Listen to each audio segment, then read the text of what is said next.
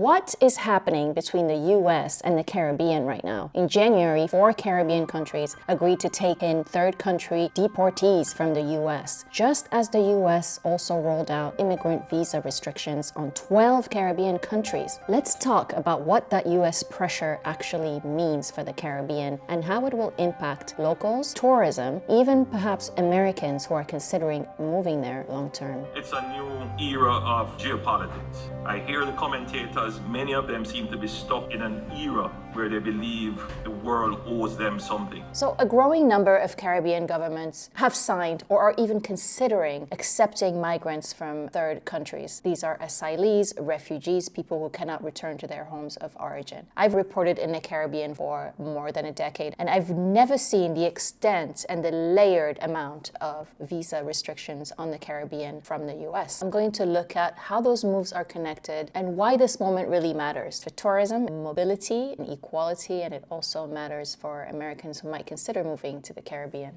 Now, let's be clear about what this is and what it isn't. As of January 2026, 4 Caribbean governments, Antigua and Barbuda, Dominica, St. Lucia, and St. Kitts and Nevis have entered into agreements to accept a limited number of third country refugees who have been deported from the United States. And it's not just those 4. Guyana is finalizing a separate framework to accept skilled migrants to help fill an estimated 80,000 person labor gap that it says it has. Barbados recently pushed back on online claims that it had signed a third-party asylee agreement with the US and said that it actually hasn't even been approached yet.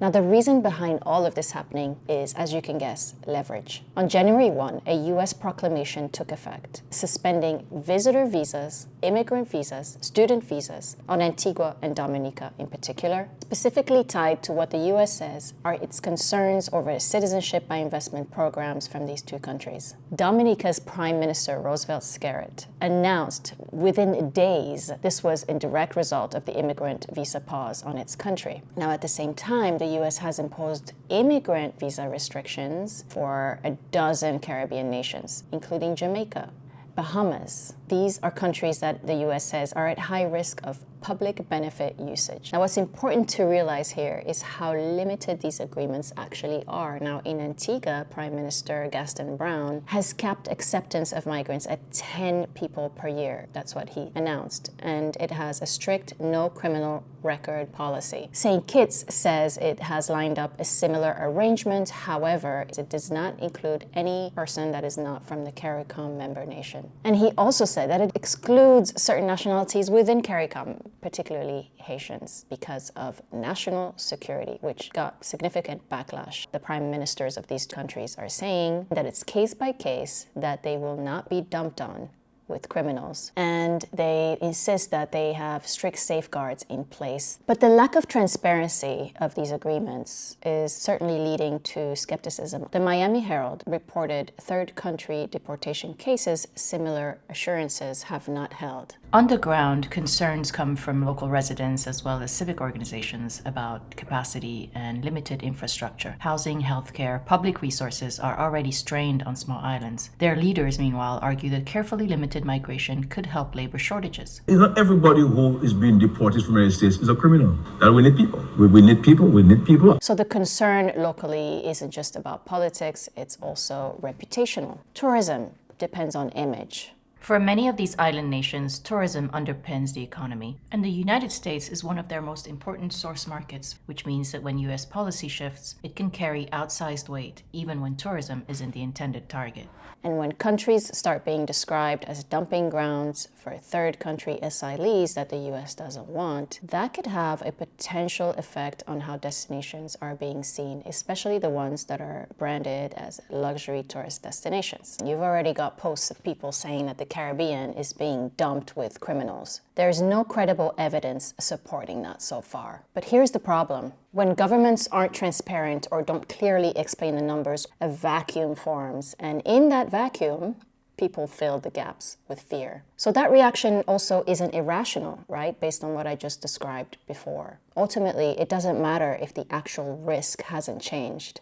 What matters is whether the perception of risk has shifted for the Caribbean. And that perception of risk is what many entities track, including insurance companies, airlines, travelers. Staying silent simply doesn't protect a destination's brand. It just leaves this space for misinformation to take over. And there's another layer here that also matters in terms of long-term impact on the Caribbean.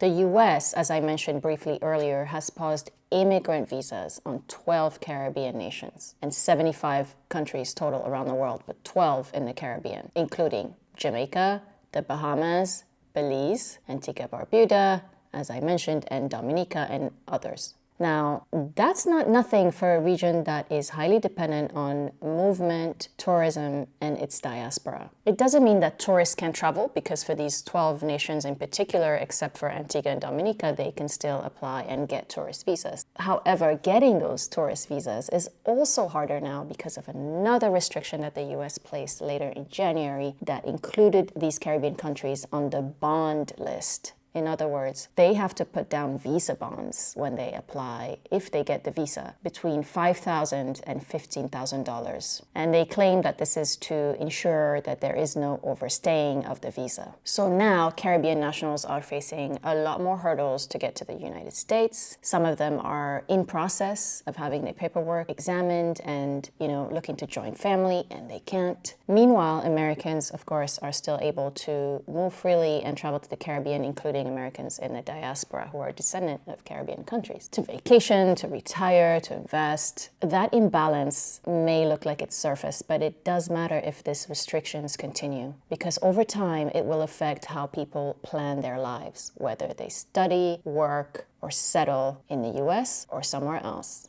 and how confident both locals and foreign visitors will feel about the future. So it's also very interesting to point out who is not included on the list of Caribbean countries facing immigration restrictions: the Dominican Republic and Trinidad and Tobago, which tells you that this isn't just about one or two criterion that the US is applying. It's about much more than that. And there's also no guarantee. The uncertainty is looming. Consider the case of Jamaica, which is really interesting. The US had called Jamaica and congratulated it for being a strong and viable, reliable security partner, and also on their crime rate dropping in 2025.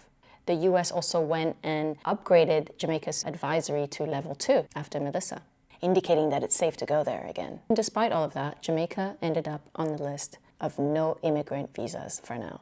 If you're an American who's considering relocating to the Caribbean, these agreements don't change any residency laws for you. These restrictions don't target US citizens. But what they do signal is increased geopolitical pressure. And over time, that pressure can influence how countries manage their borders, what documentations they require.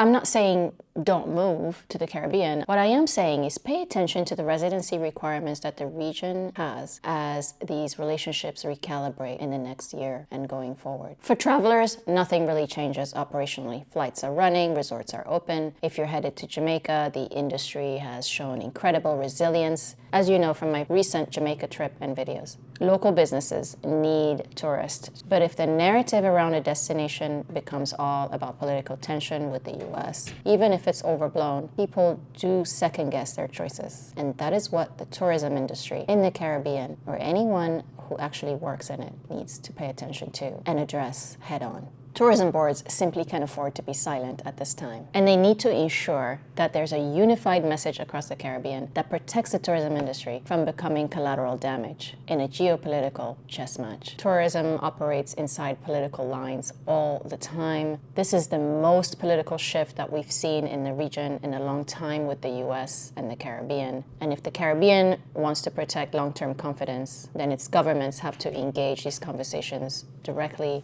with their citizens, with their visitors. If you found this analysis useful, please do share it and subscribe to my channel for more tourism analyses and narratives. We have lots in store for February, including a range of expert interviews on conscious move abroad, on hospitality workers in Jamaica, and much more. To support this independent reporting work, you can also join my channel as a member and be a part of my community. Thank you for watching, and I'll see you on the next one.